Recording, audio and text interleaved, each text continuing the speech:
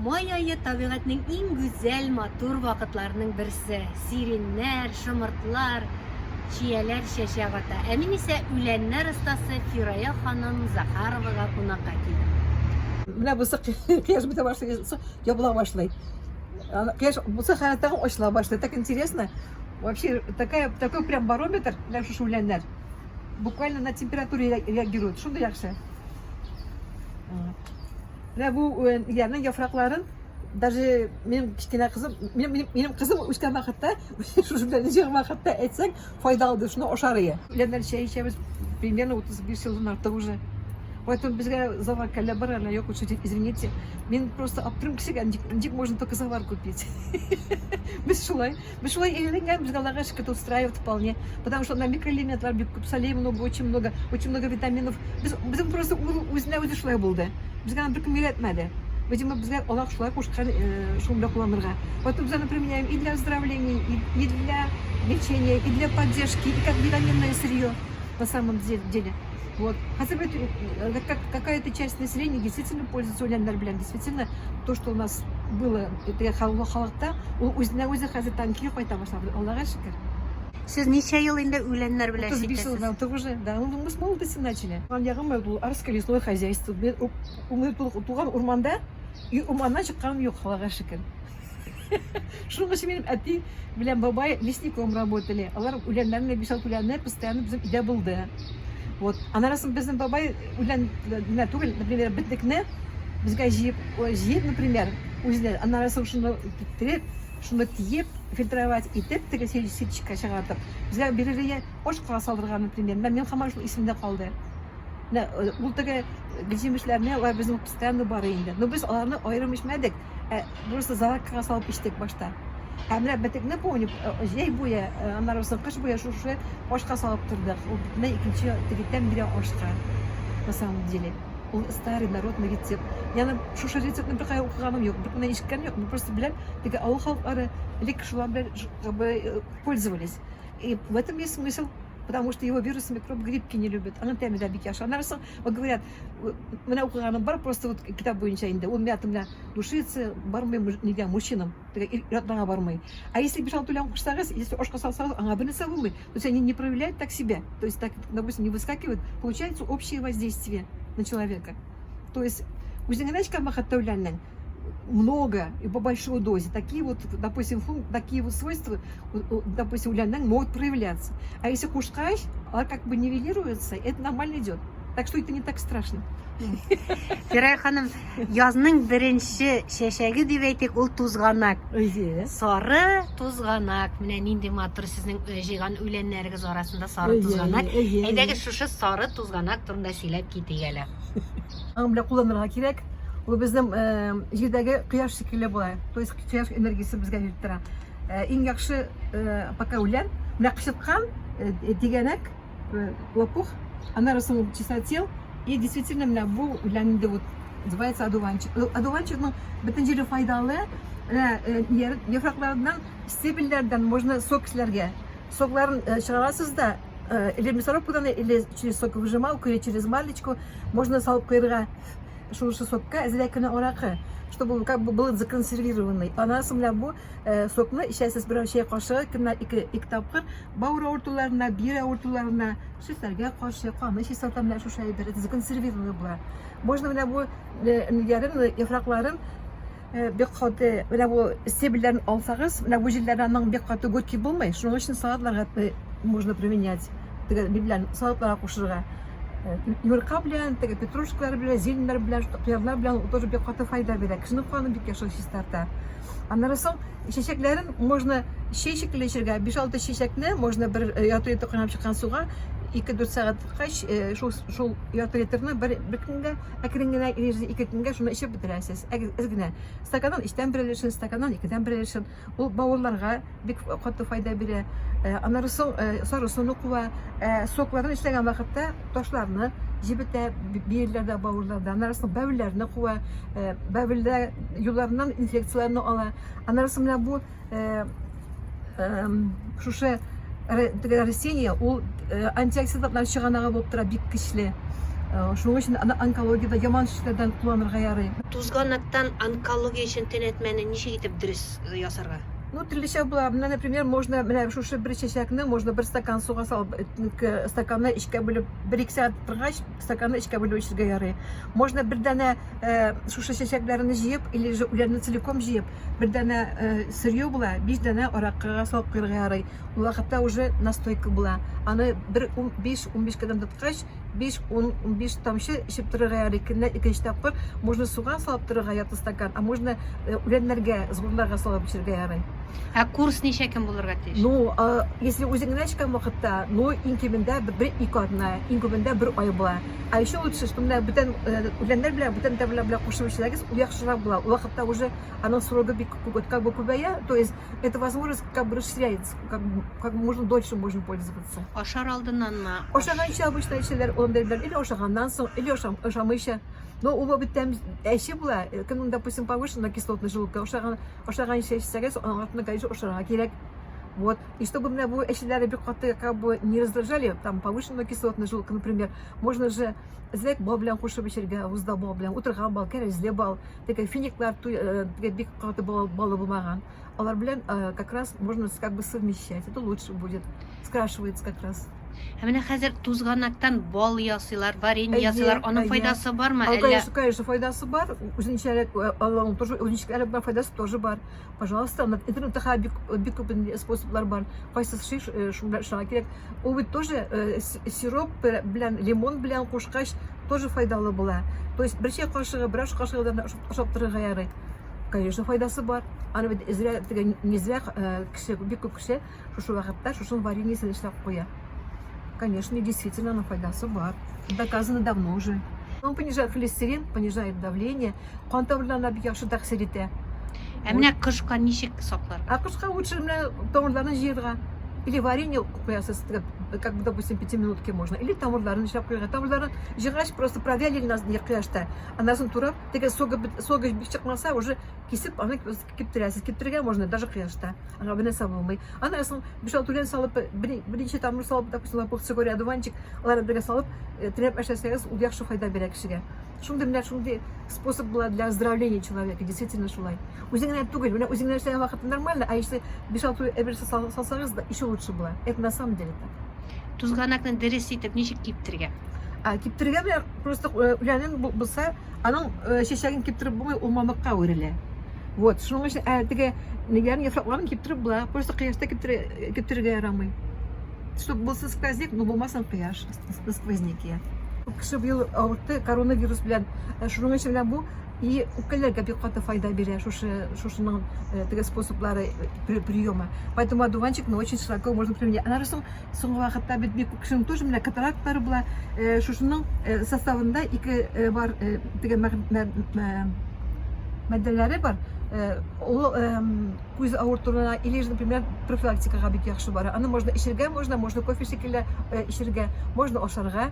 То есть бөтен способларда бөтен җиргә бара. Аннарысын көнендә буыннары авырта, остеопорозларга бик яхшы файда бирә. То есть сөякләрнең теге итә башлагач, когда разрыхляется костная ткань, ул аны как бы тыгызлата. У менә бик яхшы файда бирә кешеләргә. Поэтому опять-таки ашарга да ярый, эчәргә дә ярый, тиергә дә, урга да ярый. Аннарысын Мында инолин бик күп була шушы үләндә. Яшь вакытында, менә шушы яз вакытында инолины бар, примерно 5-30% була. Ул 5-20% иң күбендә.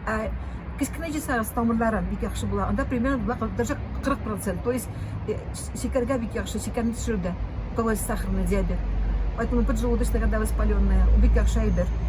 Моннарсы каны чистота, анемия булган вакытта, кан бестерән вакытта, каны как бы сыйклата. Бик каты питательный элементлар. Аннан менә бөтен саруләннәр, бөтен сарулән вообще йөрәккә файда бирә и бавырга файда бирә. Это действительно так, сары төсе. Шуның өчен без саруләннәрне очень часто, постоянно практически йөрәккә бирәбез и бавырларына бирәбез. Йөрәккә дигән вакытта бөтен йөрәк авыртуына бара.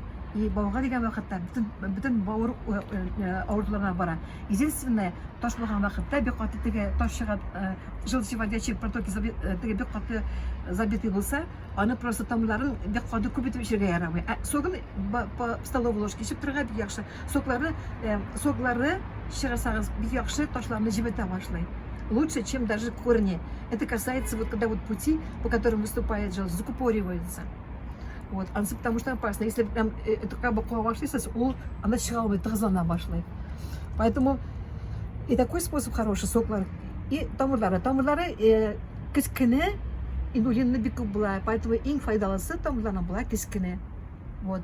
Это касается и лопуха, и цикория дуванчик. Она инулин бик была. А инулин бик была, чикана чши была. Ашкусана стабилен, когда, допустим, воспалительный процесс, и бикавши снимает, это была. Опять-таки, бешал ту лен салсагас, например, бакауляна харашага ваша до бутынжирда. О, бикаш лен бакауляна. О, бутынжирда бара, начиная кашу, кончая онкологии, везде бара бакауляна. Например, тархон, мелиса, мята. О, почти бутынкишінің башасында бар. Анарасы молодила бар. Анарасы мына сарут пырей шыға бутын жерде. Пырейні яфрағы да бара, стрелкалары. Там ұлала бияқшы бара. Бешал түлен салсағыз, тұқамны қойлатмай, а өзіңін ашқан вақытта қуанны қойлата. Поэтому есть смысл немножко вот улянлерді көбірек білерге. Ең көмінде 10-15 улан білерге и вот такие комбинации делать. Ол вақытта файдалырақ бұлар, зиянлы болмай. Мен бір зиянлы улянны білмем. Бір файдалы улянны білмем. Олар бүтінсі файдалы. Олар бүтінсі зиянлы, если дозу употребляете правильно, то только файдалыгына булат. Поэтому даже бик файдалы улянны, например, можно зиянлы тепшілерге. Вот, допустим, кышқаналарны ішіп будет, ол бик файдалы улан. Кышқана ішіп, бәріне шешекілі ішіп болмай. Допустим, меня будет читать бик сасулян, бик файдалы улян, но она будет шешекілі ішіп болмай. Очень важно знать свойства трав, чтобы только пользу принесли, а не вред. У нас кышқа бик файдалы, бик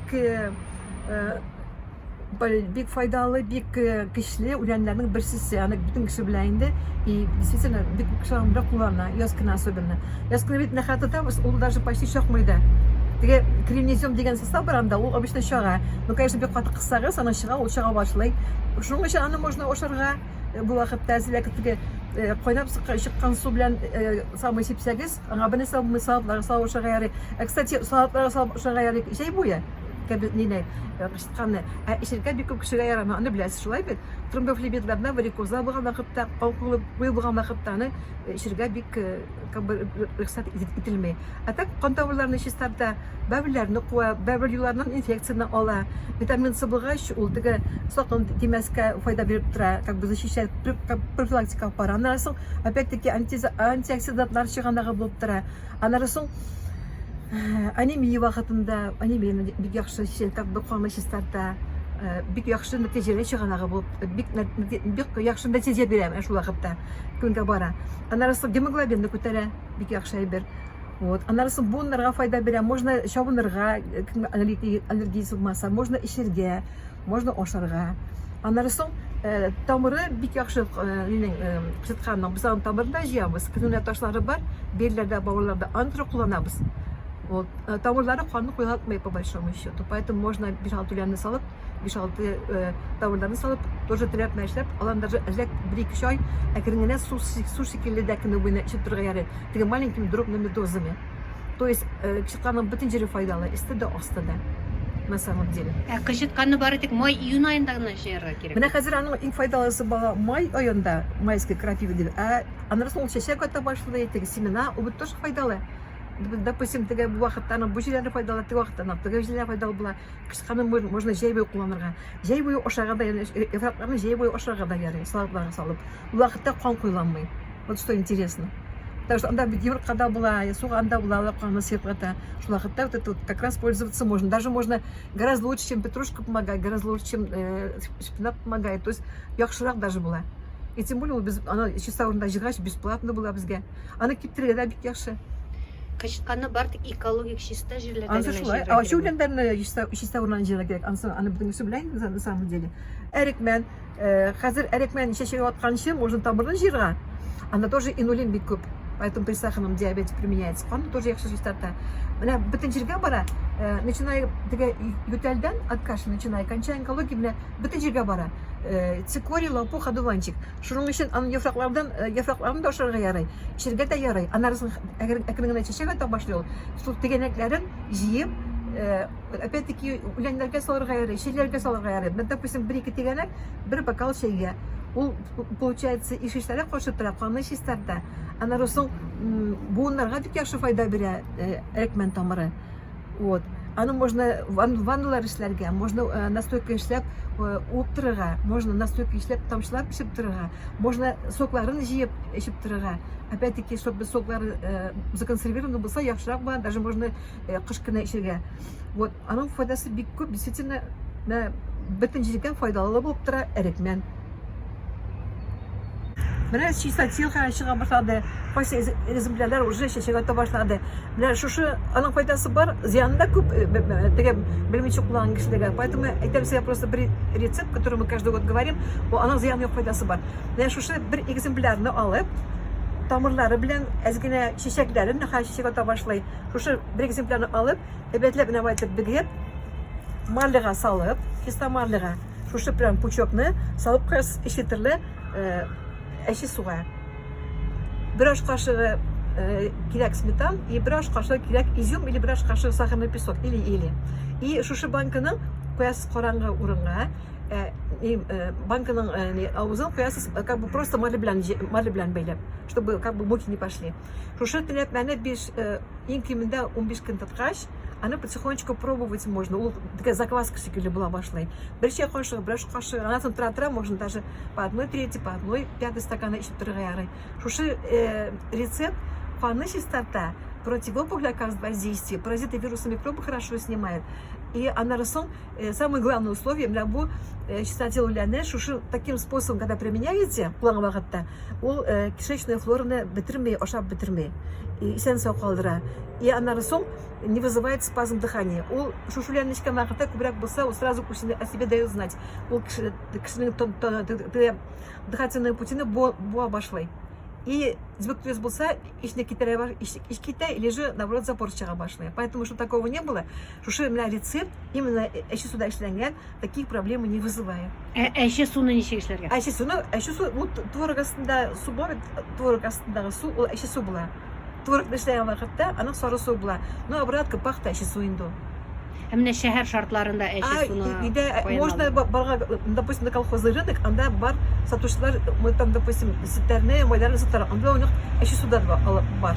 Аны әче суны как бы сатып алып була. Ну, наверное, кибеттер бар инде, только әче суны кибеттен алып була, но проще базадан алып була. Ол примерно 1,5-2 литр әйләнеп чыга. Шуңа 2 бутылка алсагыз, ул шундый яхшы була. Менә шушы рецепт действительно бик файда кешегә бирә, зыян бирмәй. Это безопасный способ. То есть тут только файдасы гына кирәсе шушулярның. А так, конечно, булярны чәчек-лечек булмый. Это очень опасная трава. Но в умных руках, когда как бы знания применяются, способ, когда правильно делаете, ул бик кешегә файда бирә.